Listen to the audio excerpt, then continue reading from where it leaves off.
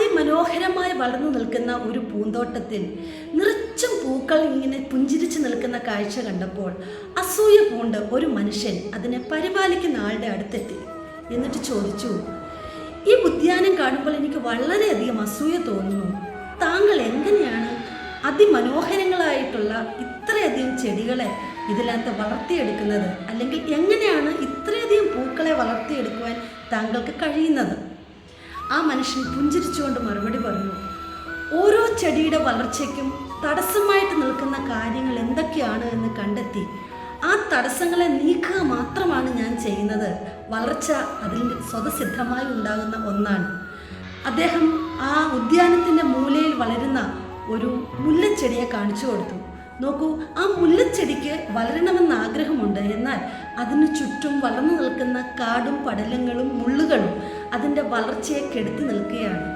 അദ്ദേഹം അത് ചുറ്റുമുള്ള ആ വള്ളിയും അതിൻ്റെ പടർപ്പുകളും വേണ്ടാത്ത പുല്ലുകളും ഒക്കെ നീക്കം ചെയ്ത് ആ മുല്ലവള്ളിയെ സ്വതന്ത്രമാക്കിയ ശേഷം അതിനൊരു വടി താങ്ങായി കുത്തിക്കൊടുത്തു. പറഞ്ഞു, ആഴ്ചകൾക്ക് ശേഷം നമ്മൾ നോക്കുമ്പോൾ ഈ മുല്ലവള്ളി പടർന്ന് പന്തലിച്ച് അതിൽ പൂക്കളായി നിൽക്കുന്നത് കാണാം. ഇവിടെ ഞാൻ ചെയ്തത് അതിൻ്റെ വളർച്ചയ്ക്ക് തടസ്സമായി നിൽക്കുന്ന കാര്യങ്ങളെ എല്ലാം മാറ്റിക്കൊടുത്തു എന്നുള്ളത് മാത്രമാണ്. നമ്മുടെ ഓരോരുത്തരുടെയും വ്യക്തി ജീവിതത്തിൽ ഇതുതന്നെയാണ് അവസ്ഥ.